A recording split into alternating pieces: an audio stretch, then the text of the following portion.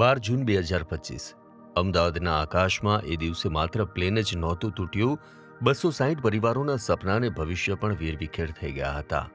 અમદાવાદથી લંડન જઈ રહેલી એર ઇન્ડિયાની ફ્લાઇટ AI-171ની એ ગોઝારી દુર્ઘટનાને દેશ હજુ ભૂલ્યો નથી. ત્યાં હવે શરૂ થઈ ગયો છે કરોડો રૂપિયાના વળતર અને વીમા કંપનીઓના કાગળ પરના હિસાબનો ખેલ. તાજેતરના અહેવાલો મુજબ ગ્લોબલ વીમા કંપનીઓએ અત્યાર સુધીમાં એર ઇન્ડિયાને 1,125 કરોડ ચૂકવી દીધા છે. ધ્યાન આપજો, આ કરોડો રૂપિયા વિમાનના નિર્જીવ ઢાંચા અને એન્જિનના નુકસાન માટેના છે. જ્યારે બીજી તરફ જે પરિવારોએ પોતાના સ્વજનો ગુમાવ્યા, તેમના ભાગે અત્યાર સુધી માત્ર 225 કરોડ રૂપિયા આવ્યા છે. કદાચ સિસ્ટમ માટે લોખંડના મશીનની કિંમત માનનીય સંવેદનાઓ કરતાં વધુ ઝડપથી અંકાય છે. આ ગંભીર દુર્ઘટનામાં વીમા કંપનીઓની નજર રિકવરી પર છે.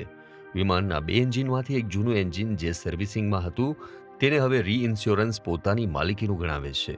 એન્જિનને વેચીને જે રકમ મળશે એ કંપનીઓ પોતાના ખિસ્સામાં રાખશે. જ્યારે મોતનો તાંડવ ખેલાયો હોય ત્યારે પણ કોર્પોરેટ જગત એક રૂપિયાનો હિસાબ કેવી રીતે વસૂલવો એ ભૂલતું નથી. પણ આ તો માત્ર શરૂઆત છે. આ દુર્ઘટનાનો વીમાનો દાવો 4,275 કરોડ સુધી પહોંચી શકે છે, કેમ કે આ વિમાનમાં ભારતીયોની સાથે બ્રિટિશ, કેનેડિયન અને પોર્ટુગીઝ નાગરિકો પણ સવાર હતા.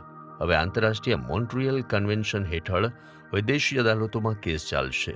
જો એરલાઇન્સની બેદરકારી સાબિત થશે તો વળતરનો આંકડો એટલો મોટો હશે કે વીમા કંપનીઓના ગણિત ખોરવાઈ જશે.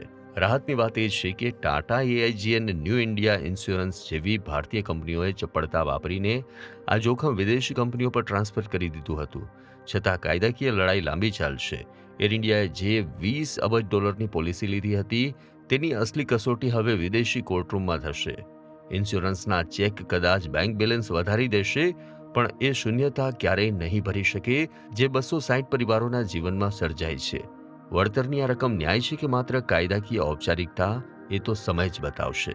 ત્યારે આ ઘટના અને વળતર અંગે તમારું શું મંતવ્ય છે? કમેન્ટ કરીને જણાવો. આવા જ અવનવા વિડીયો જોવા માટે ફોલો કરો ઇન સેકન્ડ્સ.